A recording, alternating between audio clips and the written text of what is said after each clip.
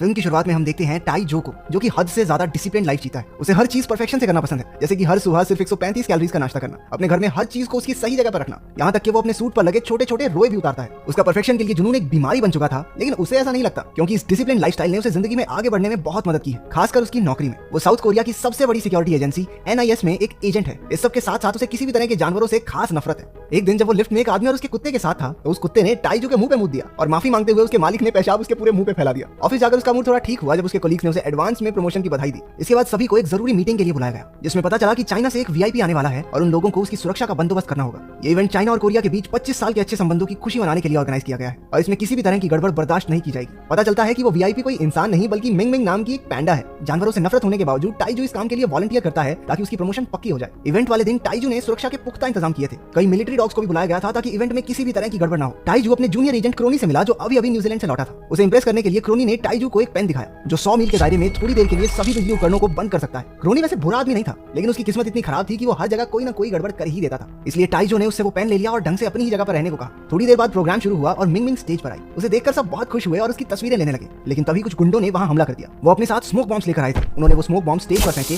जिससे वहां हड़बड़ी मच गई। मिंग मिंग भी डरकर वहां से भाग ली। क्रोनी ने ये सब देखा और एक गोल्फ कार्ट में बैठकर उसका पीछा करने लगा। टाइजू भी उसके पीछे ही था, लेकिन तभी उन गुंडों ने मिंग मिंग को बेहोशी की गोलियां मारकर गाड़ी में बैठा लिया। टाइजू ने उन्हें रोकने की कोशिश की, लेकिन गुंडों ने उसके पास एक स्मोक बॉम्ब फेंका और उसे चकमा देकर वहां से निकल गए। इससे पहले कि वो उनका पीछा करता, क्रोनी ने अपने गोल्फ कार्ट से उसे टक्कर मार दी। गिरने पर उसका सर जोर से रोड पर लगा। बेहोश होने से पहले उसने एक मिलिट्री डॉग को अपनी तरफ आते हुए देखा। कुत्ते ने उससे पूछा, हाँ भी इमरजेंसी के टाइम पे सो रहा है? सारा डिपार्टमेंट हम कुत्तों की वजह से चल रहा है तुम्हारा। जब टाइजू को होश आया तो उसने अपने आप को एक गले का पट्टा पहने अपने घर में पाया। उसे पता चला कि NIS ने स्टेटमेंट दी थी कि कल वाला इवेंट एक ट्रेनिंग थी, ताकि असली इवेंट के दौरान ऐसा कुछ ना हो, लेकिन ये सिर्फ मीडिया से मिंग मिंग के अगवा हो जाने की खबर को छुपाने का एक तरीका था। टाइजू अपने ऑफिस जाने के लिए घर से निकला, लेकिन लिफ्ट में उसे फिर से वही कुत्ता मिला जिसने उसके मुंह पे मुता था। लेकिन आज उसे कुत्ते की बातें समझ में आ रही थी। वो कुत्ता खुद से बात कर रहा था कि आज फिर से मौका मिल जाए तो मजा आ जाए, इसी के मुंह पे हल्का हो जाऊं। वो जल्दी से एक दुकान पर गया और बढ़िया खाना और कुछ दवाइयां ली, ये सोचकर कि शायद वो बीमार हो गया है। लेकिन उसके होश तो तब उड़े जब वहां पालतू जानवरों के सेक्शन में एक चूहे ने उसे खुद को खरीदने के लिए कहा और उसके साथ वाले कंटेनर में बैठा है जॉग तो कहने लगा कि इसे छोड़ के मुझे ले चलो अंकल, मैं बहुत बढ़िया हूँ, मेरे पे 500 रुपया ऑफ भी है। टाइजू जल्दी से वहां से भाग गया। ऑफिस में पहुंचकर उसने फिश टैंक में तैर रही मछलियों को उस पर हंसते हुए सुना।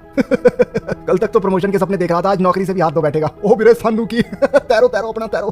टाइजू ने चौंक कर अपने बॉस से पूछा कि क्या उसे नौकरी से हटाया जा रहा है, जिसने जवाब दिया कि वो उनके सबसे अच्छे एजेंट्स में से एक है, वो भला उसे क्यों हटाएंगे। लेकिन जब मछलियां चुप होने का नाम ही नहीं लेती तो टाइजू जोर से उन पर चिल्लाया। सब उसकी तरफ असमंजस में देखने लगे। उसने अपनी डायरेक्टर को बताया कि वो जानवरों की बात सुन सकता है। डायरेक्टर को लगा कि उसके सर पर लगी चोट ने कुछ गहरा असर किया है और उसे कुछ दिन आराम करने को कहा। ऑफिस से टाइजू सीधा जू में गया, जहां नकली पांडा को रखा गया था। ये पांडा कोई और नहीं बल्कि क्रोनी था, जिसे कॉस्ट्यूम पहनाकर वहां छोड़ दिया गया था ताकि किसी को शक ना हो। जब टाइजू और क्रोनी कुछ बातचीत कर रहे थे तो क्रोनी ने गलती से अपनी कॉस्ट्यूम में आग लगा ली, जिसके बाद उसे अस्पताल ले जाना पड़ा। जब टाइजू घर लौट रहा था तो उसे एक फीमेल गोरिल्ला ने अपने पास बुलाकर कहा कि वो जानती है कि VIP पांडा कहां मिलेगा और एक मैगजीन के बदले उसे वो ये जानकारी दे देगी। टाइजू उसे नेशनल ज्योग्राफी की मैगजीन देता है, जिसमें वो सेक्सी गोरिल्लाओं की तस्वीरें निहारती है। फिर उसने टाइजू को नाम के कुत्ते के बारे में बताया जिसे किडनैपर्स की सुगंध याद है। अगर उसको ढूंढ लिया तो वो उसे मिंग मिंग को अगवा करने वालों तक ले जा सकता है। उस रात वो एक खाली पड़े घर में गया, जहां कुछ जानवरों को अपने वीरता के किस्से सुना रहा था कि कैसे उसने सर्बिया में कई सिपाहियों की जान बचाई थी। टाइजू को देखकर उन्होंने उस पर हमला कर दिया, लेकिन उसने उनके सामने खाना फेंक कर उनका ध्यान भटकाया और लेकर भाग गया। घर जाते समय टाइजू ने किडनैपर्स के बारे में पूछा, लेकिन इस सिचुएशन का फायदा उठाते हुए कहा कि खाली पेट याद सा नहीं आता कुछ। वो टाइजू के घर पर आए, जहां मस्त भागना शुरू कर दिया, जबकि टाइजू उसके पीछे पीछे उसके पंजों के निशान मिटाता फिर रहा था। अगली सुबह जब टाइजू ने अपने घर में पहली बार गंद मचा हुआ देखा तो वो इसके लिए डांटने लगा, लेकिन तभी वहां उसकी बेटी सियो यान अपनी 2 दोस्तों के साथ पहुंची।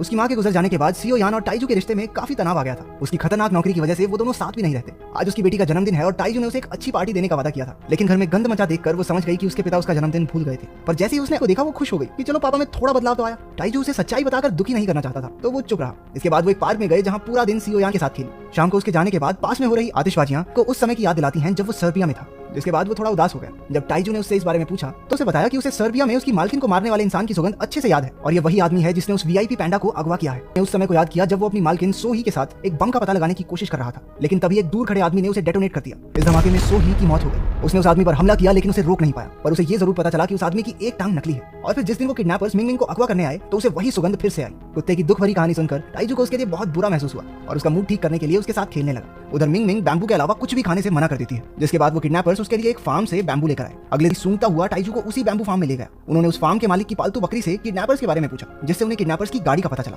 थोड़ी और छानबीन के बाद उन्हें एक बायोटेक कंपनी के फाउंडर मैनसीक पर शक हुआ उसकी तस्वीर देखते ही ने उसे पहचान लिया और कहने लगा कि यही मिंग मिंग का किडनैपर है। वो उसकी कंपनी के हेडक्वार्टर्स में गए और पता लगाया कि वो जल्द ही एक नया प्रोजेक्ट शुरू करने वाला है, जिसमें वो एक पैंडा के जीन्स का इस्तेमाल करके एक नई स्पीशीज का इजाद करना चाहते हैं जिसे इंसान पालतू जानवरों की तरह अपने पास रख सके। और इसी वजह से उसने मिंग मिंग को अगवा करवाया होगा। टाइजू ने मैनसिक और उसके बॉडीगार्ड्स पर हमला किया और उसे गिरफ्तार करके पुलिस स्टेशन ले गया, लेकिन गलती से वो पीछे ही छोड़ा है। एनआईएस की डायरेक्टर ने टाइजू से पूछा कि वो किस बिना पर मैनसिक को गिरफ्तार करके यहाँ लाया है, और वो कैसे बताता कि ये सब एक कुत्ते ने उसे बताया था। उनकी छानबीन में पता चला कि किडनैपिंग के समय मैनसिक कोरिया में था ही नहीं, और बिना सबूत के एक आदमी पर हमला करके उसे गिरफ्तार करने के लिए टाइजू को उसकी नौकरी से हटा दिया गया। एनएसआई हेडक्वार्टर से छूटते ही मैनसिक सीधा उन लोगों के पास गया जिन्हें उसने मिंग मिंग को अगवा करने की सुपारी दी थी। हमें पता चला कि दिमित्री नाम के एक आतंकवादी ने मिंग मिंग को किडनैप किया था। तो धोखा इसलिए लगा क्योंकि दिमित्री ने अपने चेहरे पर मैनसिक का एक हाईटेक मुखौटा पहना था। उस पैंडा को अगवा करने के बदले उसने मैनसिक से ऐसे कैप्सूल बनवाए थे जिन्हें अगर किसी को खिला दिया जाए तो एक रिमोट का इस्तेमाल करके दूर से ही धमाका किया जा सकता है। जो मैनसिक का पीछा करते हुए वहां पहुंचा था, उनकी बातें सुनकर सारी सच्चाई समझ गया। उसने मिंग मिंग के पास जाकर उसे दिलासा दिया कि कोई नहीं चाची, आएंगे तुझे बचाने। इसके बाद वो भागता हुआ टाइजू के घर गया और घंटी बजाकर दरवाजा खोलने को कहा, लेकिन टाइजू को अब उस पर बिल्कुल भरोसा नहीं था क्योंकि वजह से ही उसकी नौकरी गई थी। मिलिट्री वाले वहां से ले गए और ये तय हुआ कि ऑर्डर्स फॉलो ना करने की वजह से उसे मार दिया जाएगा। जब सीईओ यान से मिलने वापस आई